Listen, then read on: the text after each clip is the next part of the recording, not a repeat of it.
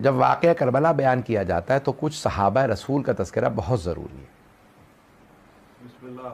اور ہر سال عشرہ محرم میں ایک صحابی کا ضرور ذکر ہوتا ہے اور ان کا نام ہے حبیب ابن مظاہر. یہ بڑے جلیل القدر ہیں، یہ صحابی رسول بھی ہیں، امیر المؤمنین کے صحابی بھی ہیں، امام حسن کے بھی، امام حسین کے بھی. یہ بڑا رتبہ ہے ان کا. اور مولا سجاد کو بھی دیکھا کربلا میں، امام باقر علیہ السلام کو بھی دیکھا. بہت رتبہ ان کا. حضرت حبیب ابن مظاہر الاسدی، بنی اسد کے سرداروں میں سے تھے. جو قبیلہ ہے نا بنی اسد، اسدی تھے، یعنی بنی اسد سے تھے. اور وقت زیادہ نہیں کہ تفسیر میں جاؤں، لیکن ان کی تعریف میں آیا ہے کہ اللہ اللہ حبیب کھانا یختم القرآن بلیلہ واحدہ، ایک رات میں، ہر رات میں قرآن ختم کرتے تھے. عابد و زاہد، لیکن عاشق حسین ابن علی. اور ان کے لیے بہت زیادہ روایات ہیں کہ وقت نہیں ہے. بس اس سے بڑی کیا فضیلت ہوگی کہ ان ہستیوں میں سے ہیں جنہیں مولا حسین نے خط لکھ کے بلایا ہے. اس سے بڑا کیا رتبہ ہوگا.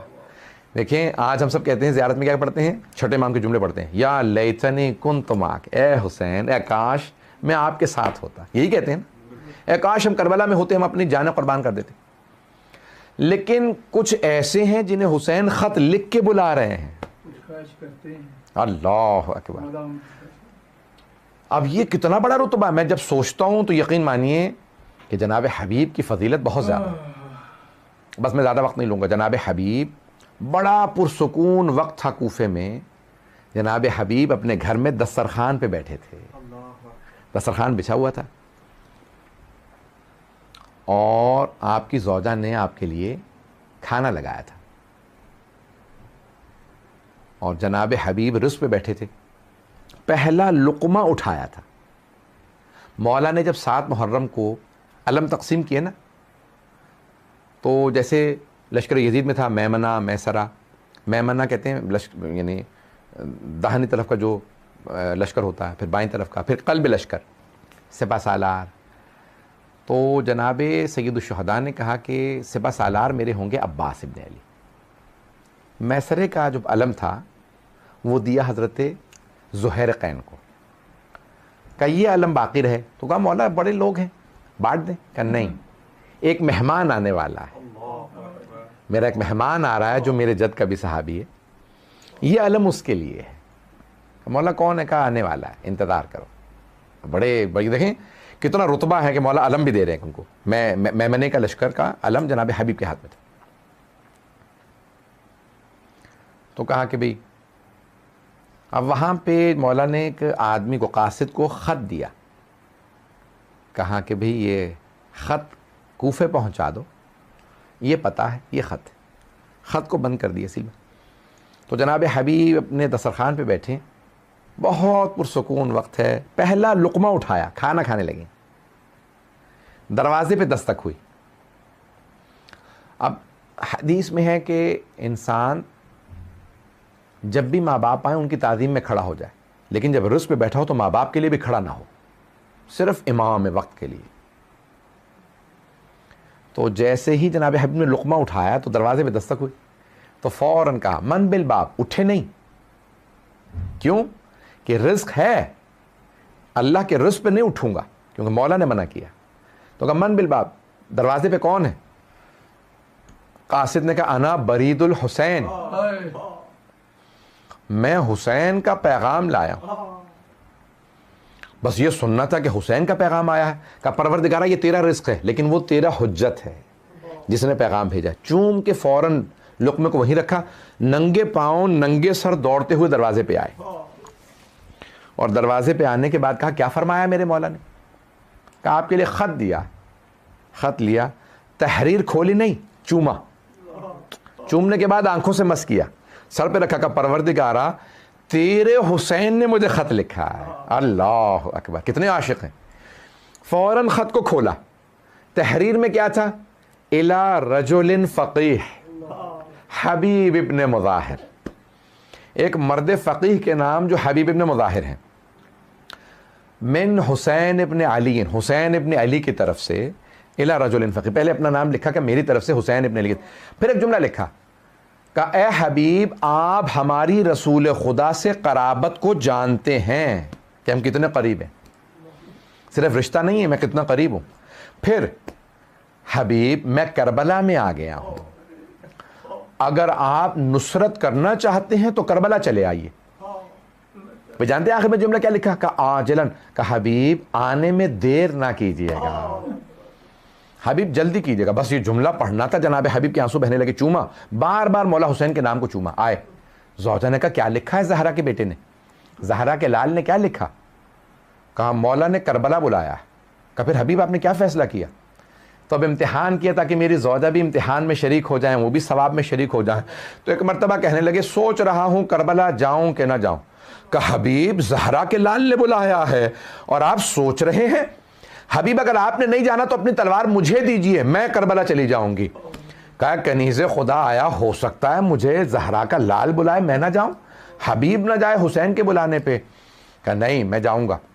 گھر میں غلام تھا، غلام سے کہا کہ غلام کوفے کے حالات اچھے نہیں ہیں، میرا گھوڑا میری سواری لے کے کوفے سے باہر چلے جائیے، میرا انتظار کرو میں آؤں گا. رات گزر لے، جب پہرا ہلکا ہو جائے گا میں نکل جاؤں گا، کیونکہ عبید اللہ بن زیاد نے پہرے بٹھا دیے، کوئی نکل نہیں سکتا. بس بھائی تمام ہو گیا وقت. آئے جناب حبیب، فوراً اپنے گھر سے رخصت کیا، وداع کیا. جیسے گھر سے نکلے تو دیکھا جناب مسلم ابن اوسجہ جو آپ کے کزن تھے، وہ بھی اسدی ہیں، وہ بہت بزرگ تھے، آپ کے سے تھوڑے بڑے تھے، تقریباً 90 برس کے ہیں. کہا کہ مسلم کہاں کیا کر رہے ہیں؟ کہا میں خضاب کرنے جا رہا تھا اور حمام بازار میں تھا، تو کہا جا رہا ہوں نہانے کے لیے. کیا بات ہے اتنے افسردہ؟ کہا حسین کربلا آ گئے ہیں. کہا حبیب آپ کو کیسے معلوم؟ کہ مولا نے مجھے خط لکھا ہے. کہا کہ پھر آپ نے کیا فیصلہ کیا؟ میں فوراً نکلنے والا ہوں. کہ پھر حبیب میرا انتظار کیجئے، میں بھی جانا چاہتا ہوں. جناب مسلم بن اوسجہ بھی نکلے. اب جناب حبیب کے آنے میں تھوڑی تاخیر ہو گئی. غلام کو جب وقت بتایا تھا تو غلام ایک مرتبہ گھوڑے سے کہنے لگا اگر میرے مولا نہ آئے، میرا آقا نہ آیا تو میں تجھ پہ سوار ہو کے کربلا چلا جاؤں گا، میں جا کے حسین کا دفاع کروں گا. ایک مرتبہ جناب حبیب نے کہیں جملہ سنا، رونے لگے. کہا مولا آپ اتنے غریب ہو گئے ہیں کہ اب کنیز زادے آپ پہ غیرت کھا رہے ہیں، مولا آپ کی اتنی غربت کہ آپ اتنے تنہا ہو گئے. فوراً جناب حبیب اپنے گھوڑے پہ سوار ہوئے. غلام سے کہا جا میں نے تجھے آزاد کیا، تو بھی حسین کا عاشق ہے، میں نے تجھے آزاد کیا. غلام نے کہا نہیں آقا اب مجھے آزاد نہ کیجیے، میں بھی حسین پہ قربان ہونا چاہتا ہوں، مجھے ساتھ لے کے جائیے گا. پھر ایک مرتبہ اپنے غلام کو سوار کیا، کربلا پہنچے. یہاں جناب حسین فوراً جناب سید الشہداء خیمے سے باہر آئے. جناب عباس نے کہا مولا کیا بات ہے؟ خیمے سے باہر. جناب اکبر نے کہا بابا کیا بات ہے؟ کہا میرا مہمان آ رہا ہے. جناب زینب کبریٰ نے کہا فضہ ذرا دیکھو تو صحیح کیا بات ہے، میرا بھائی استقبال کے لیے باہر گیا ہے. دیکھا جناب حبیب آ رہے ہیں، مولا کے قدموں میں گرے، مولا نے اٹھا کے سینے سے لگایا.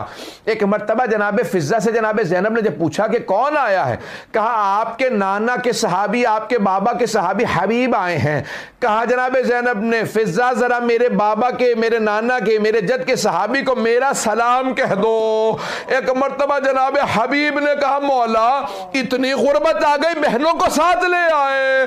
کہ حبیب بڑی غربت ہے. بس بھی آخری جملہ سن لیجئے، میں نے سارے مصائب تمام کر دیے. شب عاشور گزر گئی. جناب سید الشہداء نے ایک مرتبہ اجازت دی، سب کے سب آگے بڑھ رہے ہیں، آگے بڑھ بڑھ کے حملے کرتے ہیں. جیسے ہی جناب مسلم بن اوسجہ گھوڑے سے گرے، آخری لحظہ تھا، مولا حسین پہنچے، سر اٹھایا جناب مسلم بن اوسجہ کا، اپنے زانو پہ رکھا. جناب مسلم کے آنسو بہنے لگے.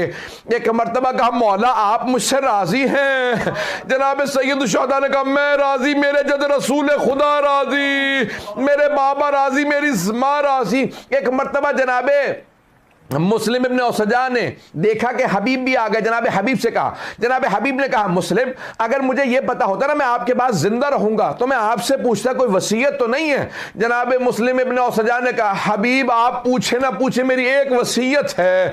کہا مسلم کیا وصیت ہے؟ کہا اوصی کا بہذا، حبیب حسین کو تنہا نہ چھوڑیے گا، حسین اکیلے رہ گئے. جناب حبیب نے کہا مسلم ایسی وصیت کی ضرورت نہیں، ہم جان دے سکتے ہیں، زہرا کے لال کو تنہا نہیں چھوڑ سکتے. الا لعنت اللہ علی القوم الظالمین.